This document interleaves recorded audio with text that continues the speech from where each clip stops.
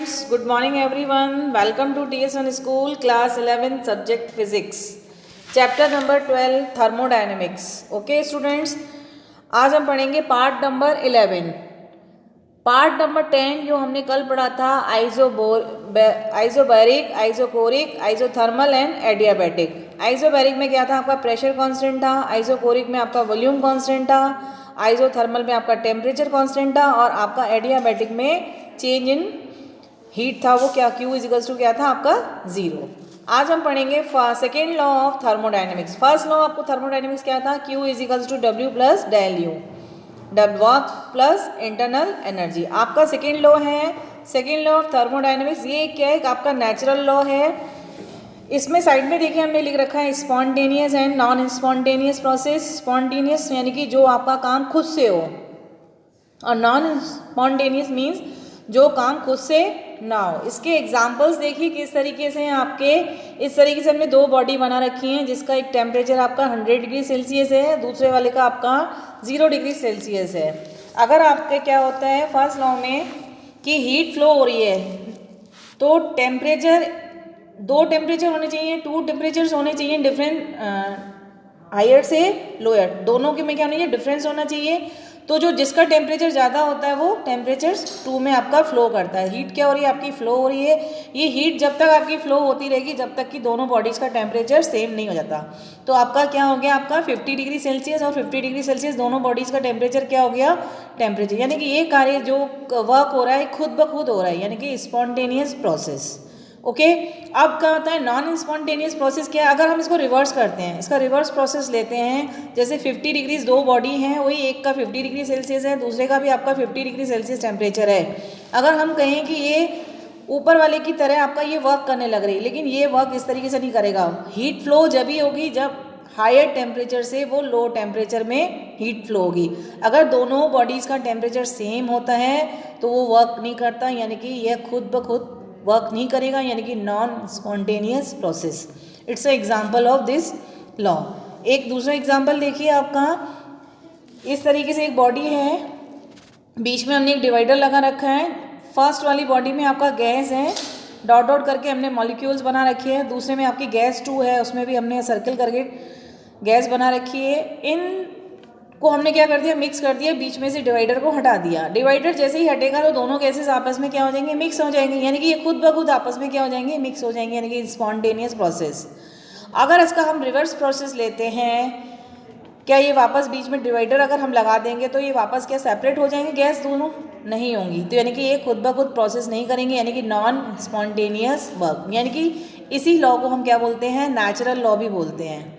जो खुद ब खुद कार्य हो, स्पॉन्टेनियस जो खुद नहीं होता है, नॉन स्पॉन्टेनियस, यानी कि एक नेचुरल लॉ है आपका ये. अब देखिए सेकेंड लॉ ऑफ थर्मोडाइनमिक्स. इसमें फर्स्ट पॉइंट हमने लिख रखा है all work can be converted to heat. जितना भी वर्क होता है वो आपका हीट में कन्वर्ट हो रहा है. बट ऑल हीट, जितनी भी हीट होती है, can not be converted to work. Heat को हम वर्क में नहीं कन्वर्ट कर सकते हैं, वर्क को हीट में कन्वर्ट कर सकते हैं. जैसे कि आप अगर दोनों हाथ को एक दूसरे से रब करते हो तो आपकी क्या होती है? हीट क्रिएट होती है. अगर आपके पास हीट है, ऑलरेडी कोई चीज़ हीट है, अगर उसको आप वर्क में कन्वर्ट करना चाहोगे तो वो वर्क में कन्वर्ट नहीं होगी. अब हम पढ़ेंगे हीट इंजन. हीट इंजन क्या होता है कि हीट जो होती है वो वर्क में कन्वर्ट हो रही है. इससे रिलेटेड देखिए हमने एक डायग्राम बनाया हुआ है. इसमें देखिए आपका एक सोर्स है जिसका टेम्परेचर हमने क्या माना? T1, और बीच में आपका एक इंजन है. ओके. अब सोर्स से जो हीट आ रही है उसको हमने क्या माना? Q1. वो उस जो हीट Q1 आई, उस इंजन ने उस हीट से कुछ वर्क किया, लेकिन वो पूरी हीट को वर्क में कन्वर्ट नहीं करेगा. कुछ हीट को क्या कर देगा? फ्री कर देगा. यानी कि वो बाकी जो बची हुई हीट है वो आपकी नीचे आ जाएगी. जो सिंक बना रखा हमने जिसका टेम्परेचर आपका 2 है, T2 है, वो सिंक में आपकी हीट आ गई जिसको हम बोलेंगे Q2 हीट. तो यहाँ से वर्क का जो फॉर्मूला निकलेगा वो क्या निकलेगा? Q1 minus Q2. मतलब वर्क को जितनी हीट लेनी थी उसने ले ली, बाकी जो हीट बची उसने सिंक में ट्रांसफ़र कर दी. Okay students. अब देखिए ऊपर हमने टॉप पे लिख रखा है इफिशियंसी मीन्स ईटा उसका सिंबल होता है, एन की तरह नीचे डंडा आ जाता है आपका. ईटा इज इक्वल्स टू क्या निकल के आएगा आपका? Work done upon heat given into 100। अब eta is equals to work done, यानी कि हमने कौन सा वर्क किया, W वर्क किया, और जो हीट हमने गिवन करी वो कौन सी गिवन थी, हीट आपकी Q1 इंटू 100, और वर्क का जो फॉर्मूला निकला था वो आपका क्या निकला था, Q1 minus Q2 upon Q1 into 100। तो नीचे देखिए ईटा का फॉर्मूला क्या निकल गया, Q1 से Q1 आपका कैंसिल आउट होगा तो 1 minus Q2 upon Q1 into 100। ये क्या आपका efficiency of any heat engine, eta का ये आपका फॉर्मूला निकल के आया। अब देखिए एक बॉक्स में हमने बना रखा है कि अगर ईटा का 100% हमें चाहिए या 1 होना चाहिए, ईटा इज इक्वल्स टू 100% या 1, तो उसके लिए क्या हो जाएगा, Q2 और 0 कर देंगे तो ईटा इज इक्वल्स टू 1 आ जाएगा। लेकिन ये पॉसिबल नहीं है बिकॉज ऑफ कि हीट Q2 अगर 0 हो जाएगा there is no need of sink, उसको सिंक की नीड नहीं होगी। सिंक में क्या आ रहा था आपकी हीट नंबर 2 जिसको हमने Q2 माना था, तो हमें सिंक की नीड नहीं होगी। यहाँ टेम्परेचर लो होना चाहिए क्योंकि टेम्परेचर जो T1 है आपका टेम्परेचर ग्रेटर 1 है और T2 का टेम्परेचर क्या आपका कम है, यानी कि लो टेम्परेचर की हमें नीड ही नहीं है, there is no need of sink या लो टेम्परेचर बॉडी। तो heat can be exerted from a single body and work can be obtained। तो जो वर्क डन होगा वो क्या निकलेगा, Q1 माइनस Q2 हमने निकला, लेकिन Q2 को हमने क्या मान लिया था 0, तो वर्क इज इक्वल्स टू क्या हो जाएगा Q1, यानी कि हमें हीट के लिए सिर्फ एक ही बॉडी की नीड होगी, लेकिन जो कि पॉसिबल नहीं है। वर्क के लिए हमें 2 ही बॉडी चाहिए, एक बॉडी से आपका टेम्परेचर आएगा, जितना उसको लेना होगा वर्क के लिए वो लेगा, बाकी हीट को क्या कर देगा वो नेक्स्ट बॉडी में ट्रांसफर कर देगा। ओके स्टूडेंट्स, यानी कि ये Q is not equals to 0, Q 0 नहीं होगा, या eta is not equals to 100% या 1, इट्स नॉट पॉसिबल। ओके, अब देखिए ये जो हमने बोला था ना कि सोर्स ने से टेम्परेचर आया आपका T1 टेम्परेचर से जो हीट निकली Q1, इंजन ने उसको लिया, Q1 से जितना उसको वर्क करना था उसने वर्क किया, बाकी हीट को उसने नीचे सिंक में क्या कर दिया, ट्रांसफर कर दिया, जिसको हमने क्या माना Q2। इससे रिलेटेड ये आपका क्वेश्चन करेंगे तो उसका ये सारा आपका क्लैरिफिकेशन हो जाएगा। ये देखिए आप हीट इंजन है, न्यूमेरिकल है आपका, आइडियल केस के लिए PV is equals to NRT हमने साइड में लिख रखा है। आपका हीट इंजन है 1 मोल, N का वैल्यू कितना दिया है 1 mole of mono atomic gas. Mono atomic gas के लिए आपका F का वैल्यू कितना था 3, और डाई एटॉमिक के लिए 5, पॉली एटॉमिक के लिए आपका 6 है। अब इसमें आप फिगर को अच्छे से देखें, देखिए हमने जो P वर्सेस वॉल्यूम यानी कि प्रेशर और वॉल्यूम के बीच में जो हमने ग्राफ बना रखा है, वॉल्यूम में आपका एक तो वॉल्यूम आपका V0 है और दूसरा आपका 2V0 है। ऐसे ही प्रेशर में भी आपका P0 और दूसरा प्रेशर कितना आपका 2P0। आपका ये क्या है, साइक्लिक प्रोसेस है, A से B में, B से C, C से फिर वापस D और D से वापस A में। इसमें आपको क्या क्या निकालना है, internal energy, work and heat. अब सबसे पहले इसके हम पॉइंट्स निकालते हैं। अगर A पॉइंट का हम टेम्परेचर T0 लेते हैं तो इनके पॉइंट्स क्या आएंगे, आपका A पॉइंट के लिए pressure P0, volume V0 and temperature T0। B के लिए क्या होगा आपका प्रेशर 2P0, वॉल्यूम तो वही सेम रहेगा V0। अब देखिए 2T0 कैसे आया, आपका ऊपर देखिए PV is equals to NRT, for ideal gas के लिए PV is equals to NRT, यानी कि जो वॉल्यूम है या प्रेशर है, प्रेशर आपका प्रोपोर्शनल टू किसके है, टेम्परेचर के, यानी कि अगर आपका प्रेशर बढ़ रहा है तो टेम्परेचर भी क्या होगा, इंक्रीज होगा। तो 2P0, V0 तो वही रहेगा और टेम्परेचर भी कितना हो जाएगा 2T0। ओके, C पॉइंट पे आपके क्या पॉइंट्स आएंगे, प्रेशर तो वही रहेगा सेम 2P0, वॉल्यूम क्या हो गया इसमें इंक्रीज हो गया 2V0। नीचे से आप देखेंगे वॉल्यूम में जहाँ 2V0 है, C पॉइंट पे 2V0 आएगा, और इसमें टेम्परेचर 4T0 कैसे हुआ, वही आइडियल गैस आपका PV is equals to NRT। अगर वॉल्यूम और टेम्परेचर को देखें तो दोनों ही एक दूसरे के क्या है, डायरेक्टली प्रोपोर्शनल टू है, तो 2V0 आपका है तो टेम्परेचर भी क्या होगा इसका डबल, तो टेम्परेचर आपका 2T0 है तो 2T0 की जगह क्या आ जाएगा 4T0। ओके, सी पॉइंट्स के भी हमने प्रेशर, वॉल्यूम और टेम्परेचर निकाल लिया। अब लास्ट है आपका डी पॉइंट के पॉइंट्स कैसे निकालें। डी पॉइंट में आपका प्रेशर तो वही है पी नॉट, वॉल्यूम भी 2V0 और टेम्परेचर भी क्या रहेगा आपका 2V0, क्योंकि प्रेशर क्या हो गया आपका आधा हो गया, 2P0 से P0 हो गया, तो टेम्परेचर भी क्या होगा आपका हाफ हो जाएगा, 4T0 से कितना हो जाएगा 2T0। तो ये सारे पॉइंट्स के आपके क्या आ गए, ए बी सी डी के प्रेशर, वॉल्यूम एंड टेम्परेचर, वो पॉइंट्स निकाल लिए। अब आपको इस सम में करना है कि internal energy, work done and heat निकालनी है। सबसे पहले इंटरनल एनर्जी का आपका क्या फॉर्मूला होता है, del U is equals to n C V del T. तो आपका नंबर ऑफ मोल्स कितना है 1, तो n की जगह हमने 1 सब्स्टिट्यूट किया, और CV का आपका फॉर्मूला क्या होता है F/2R डेल टी, और ये आपका मोनो एटॉमिक है, तो मोनो एटॉमिक के लिए F का वैल्यू कितना होगा आपका 3/2R डेल टी। ओके, यही इसी से ही हम क्या निकालेंगे इंटरनल एनर्जी, A से B में, B से C, C से D, फिर वापस D से A, साइक्लिक प्रोसेस है आपका। अब A से B में देखिए इंटरनल एनर्जी आपकी क्या निकलेगी 3R डेल टी, तो 3/2R तो सेम आएगा, डेल टी यानी कि चेंज इन टेम्परेचर। A से B में जो टेम्परेचर है, A का आपका टेम्परेचर T0 है और B का टेम्परेचर आपका क्या है 2T0, तो फाइनल से इनिशियल यानी कि 2T0 माइनस T0 यानी कि आपका क्या आया T0।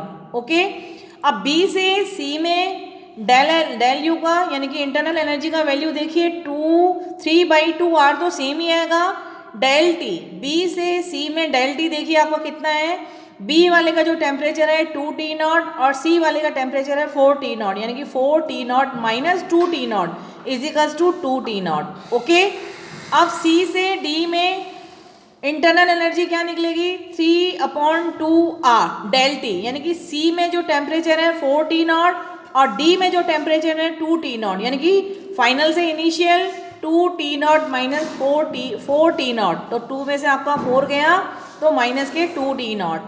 ओके, अब D से A में इंटरनल एनर्जी क्या निकलेगी, वही 3/2R टेम्परेचर का डिफरेंस यानी कि 2T0 और T0, तो फाइनल वाला आपका कौन सा टेम्परेचर है T0 माइनस 2T0, T0 में से आपका 2T0 जाएगा तो माइनस का T0।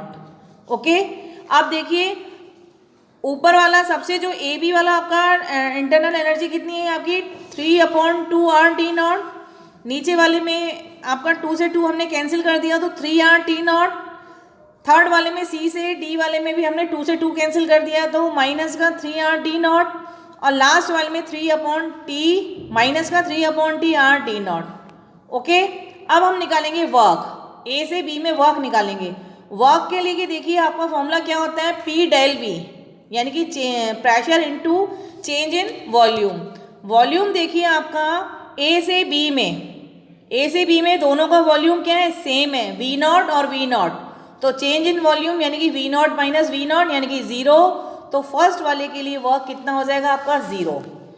ओके, अब सेकेंड वाले यानी कि B से C में सेकेंड वाले के लिए वर्क क्या होगा आपका P डेल V, P आपका कितना है आपका 2P0 V0।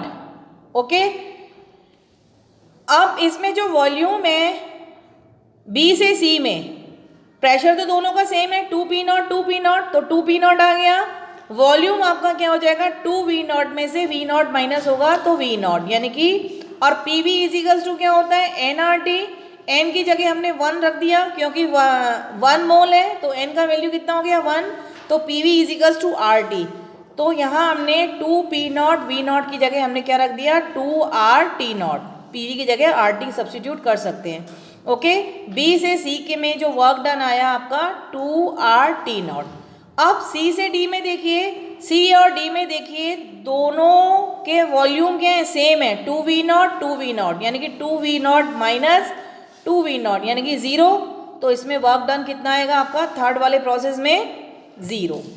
अब लास्ट वाला प्रोसेस है D से A में, D से A में जो प्रेशर है दोनों में P0 है, तो P0 वॉल्यूम एक का आपका डी वाले का 2V0 है और ए वाले का V0 है, यानी कि V0 माइनस 2V0, तो माइनस का वैल्यू आएगा माइनस का V0 और इसकी जगह हम रख सकते हैं PV की जगह माइनस के RT0। तो वर्क डन फर्स्ट वाले के लिए और थर्ड वाले के लिए आपका 0 निकला, क्योंकि इनमें दोनों के वॉल्यूम क्या थे, सेम थे, यानी कि प्रेशर आपका वॉल्यूम क्या था, कांस्टेंट, यानी कि वर्क डन कितना आया आपका 0। सेकेंड वाला बी से सी में आपका 2RT0 और डी से ए में आपका कितना आया माइनस के RT0। अब हमें क्या निकालना है, Q, क्या निकालना है हमें, Q, हीट निकालनी है। और हीट के लिए फॉर्मूला कौन सा यूज होगा आपका, first law of thermodynamics, Q is equals to W plus del U, यानी कि इन इंटरनल एनर्जी और वर्क डन दोनों को क्या करना है, प्लस करना है। तो वर्क डन तो आपका फर्स्ट वाले के 0 है, 3/2 का मीन क्या हुआ आपका 1.5 RT0। ओके, सेकेंड वाले में आपका दोनों जुड़ेंगे 3 RT0, जो इंटरनल एनर्जी है वो कितनी है आपकी, 2 से 2 कैंसिल हो गया, 3 RT0 और 2 RT0, 3 और 2 कितने हुए आपके 5 RT0। ऐसे ही थर्ड वाले में वर्क डन तो आपका 0 है, आपका क्या वैल्यू आएगा माइनस के 3 RT0। थर्ड वाले में लास्ट वाले में डी से ए में देखिए एक वैल्यू है आपका 1.5 RT0 माइनस में और माइनस के RT0, दोनों वैल्यूज किस में, माइनस में, माइनस माइनस आपका प्लस हो जाएगा, 1.5 और 1 कितना हुआ माइनस के 2.5 RT0। तो जो हीट आई आपकी दो प्रोसेस में प्लस में आई और दो प्रोसेस में आपकी माइनस में आई। इसका मीन आप देखिए कि जो ए से बी में और बी से सी में, इन दोनों में जो इन दोनों प्रोसेस में हीट क्या हो रही है, ऑब्जर्व हो रही है।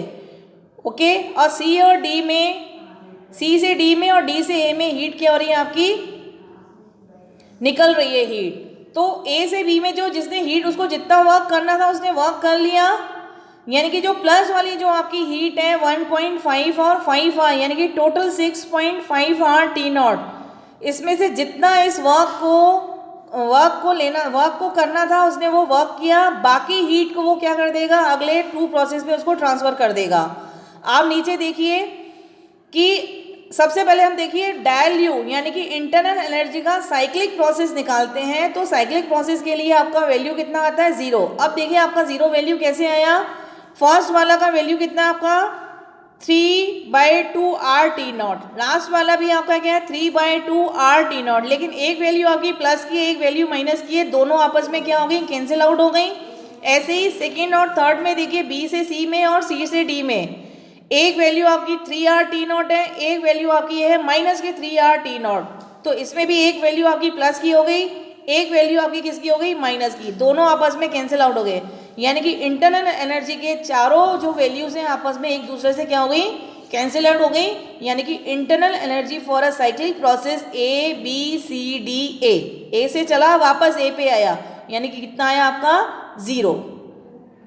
और नेट वर्क कितना आया, वर्क को देखिए, दो वर्क तो आपको 0 ही है, बाकी आपके 2 वर्क्स हैं। एक वर्क है आपका 2 RT0 और दूसरा वर्क है आपका माइनस के RT0। एक वैल्यू आपका प्लस का है, एक वैल्यू आपका किसका है, माइनस का, तो 2 में से आपका 1 गया, यानी कि RT0 इसने टोटल वर्क कितना किया। अब Q वाले में देखिए स्टार्टिंग के जो 2 प्रोसेस हैं उसमें आपकी हीट क्या हो रही है, गेन हो रही है, प्लस में है दोनों, यानी कि हीट गेन हो रही है, उसको हमने क्या मान लिया Q1।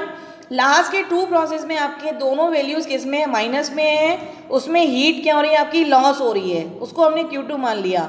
यानी कि जो स्टार्टिंग के जो 2 पॉइंट्स हैं 1.5 और 5 R, टोटल कितनी हो गई 6.5 RT0। इतनी हीट में से कितना वर्क किया, वर्क हमने किया RT0, 6.5 RT0 में से हमने वर्क कितना किया RT0।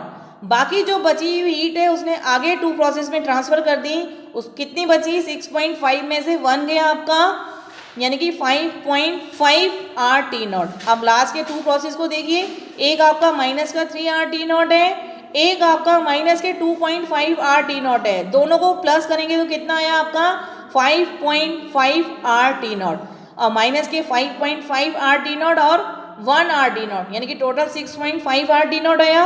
तो 6.5 RT0 में से वर्क हुआ आपका RT0, और जो हीट बाकी जो अगले 2 प्रोसेस में चली गई, वो कितनी आई आपके माइनस के 5.5 RT0। तो जो हमने फिगर से जो सिंक और सोर्स हमने ऊपर बनाया था ना फिगर में, उसी में देखिए जो सोर्स में टेम्परेचर आपका T1 है, सोर्स ने आपको Q1 हीट दी, इंजन ने उस Q1 हीट में से जितना वर्क करना था उसने वर्क किया, बाकी हीट को उसने सिंक में ट्रांसफर कर दिया, यानी कि उसको हमने क्या मान लिया Q2। तो जितनी भी जो सोर्स टेम्परेचर से हीट आती है, सोर्स से जो हीट आई उसने उतना वर्क किया, वर्क करके उसने सिंक में बाकी की हीट को क्या कर दिया, वहीं ट्रांसफर कर दिया। और जो हमने न्यूमेरिकल कराया है, इस न्यूमेरिकल से आपके उस ऊपर वाले फिगर का बिल्कुल क्लियर हो रहा है, ठीक है। आपकी प्लस में 6.5 RT0 हीट आ रही थी, गेन हो रही थी, उसने वर्क कितना लिया RT0, बाकी के 5.5 RT0 आगे 2 प्रोसेस में उसने दे दी। ओके स्टूडेंट्स, इस टॉपिक को हम यहीं फिनिश करते हैं।